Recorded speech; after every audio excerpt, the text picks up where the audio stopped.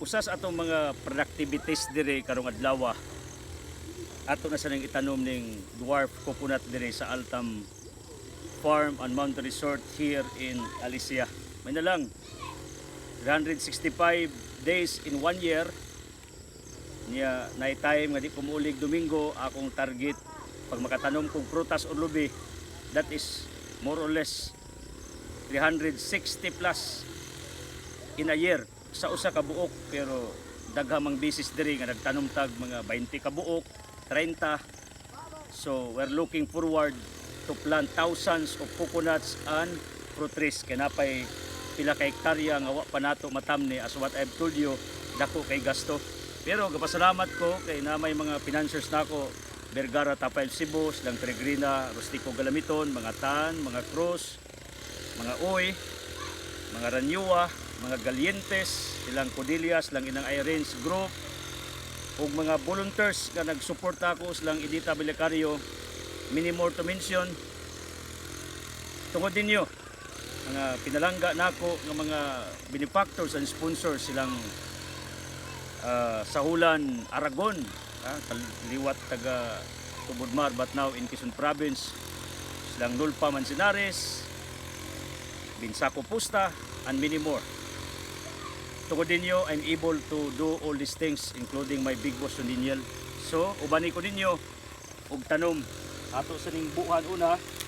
Although na ay nagtambag sa kuha nga ug mahimo inigtanom atong dakon ang buho. Tama nga tambag. Pero nama may paniniwala sad sa study namo sa agrikultura nga ang gamot sa lubi pertinisya mo hold og yuta tibali mo kamang ni sagtaman. Mabitanang bisag mga kabatuan like anda, panglaw ay binder nindot kay nagtubog lubi bisan igo ra ni tungtong sa bato or yuta. Okay sad kun law mo dakon butang kabuno wa nay problema. Pero depende na sa imong lugar dire very productive ang atong land area dire, ang atong yuta mo nang we're expecting a fruitful nga mga tanom. Kita man mo mga lubi na ko uban perti naghanak bunga. So mo ni ang atong ikabisihan dire. Ikalig na tingala mo nga patsartsara ni anong isputing ko mananom because some people ask it. Simpre ang akong attire gika studio gikasag na simpre magdisinti ko because I am a public figure. Sa mga bagong i-follow nako, usa ko kaalagad sa Ginoo sa multimedia, radio, TV, nagsulat sa kong newspapers, so people know me. Mo nang haguan ako mag-ilis pa inigabot diri og pang-umanga attire or ipangsuot nako. Ako ra nagbantay ko nga dili ko mamansahan kay lisod na madami sa atong mga isuot.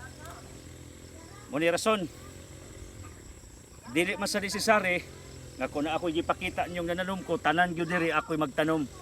Namo ko'y mga trabahante diri, saya kong sweldo ni matawana. Silang Tura og Gerardo uban pa mga on-call workers nato kung ako'y mangunay. So naara ko'y pipila ka buki pang tanom as a sort of my content presentation. Like now, ako nagtanom din usa ka buok, ako nagbuho. Literally, di ka balalim. Pumita nang, may mga tao sa palibot, perti makabas, perti makakumen sa kuha, wa man sila kita sa akong gibuhat likod sa kamera. Wa sila kita sa among lifestyle, ubas kong pamilya, kamukaon dagalimig tinapag, itlog, ibali di mi murang litulapid o pranduko, nga kung magkaon, bisag asang kamot pa dong, mining daghan o sudan.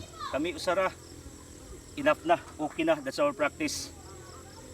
So, pag ingana imong practice, gadi ka gastador sa imong budget sa pagkaon, masinsugil ka. Yeah, plus pa, wa mo ko'y bisyo, in other words. So na ko'y kwarta, magamit na ako sa pagpamalit o gamit para diri sa Altam, itong developments. ug sa atong mga binhi ug pagsweldo sa mga trabahante para natay tulin. Kay as what I've said, perting sayanga ang panahon kung usik kaninyo. By the way, karon ipakita na akong palibot. Natas ubos, natas ground. Ipakita ko ng chapel tours.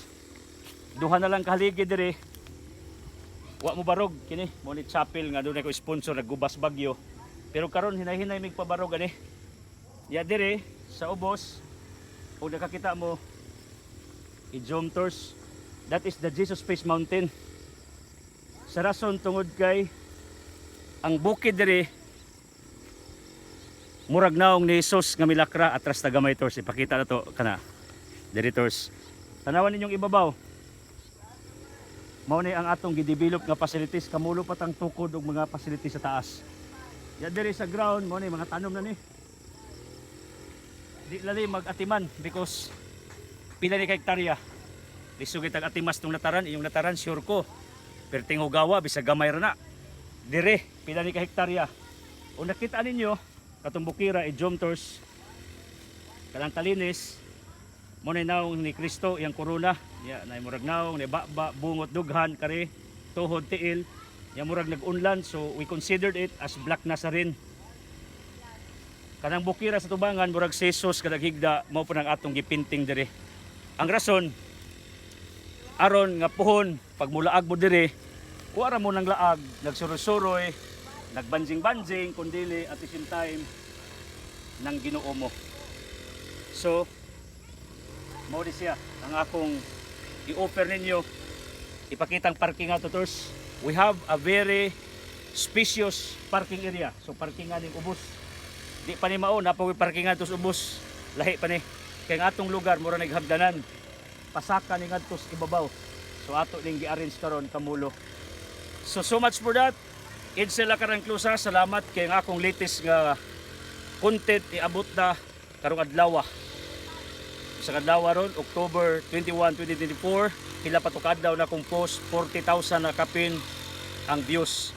Unyang atong page is increasing every day. Ako nagipasagdan for how many years kay dito ko sa akong main account Idsel Clusas nagatiman.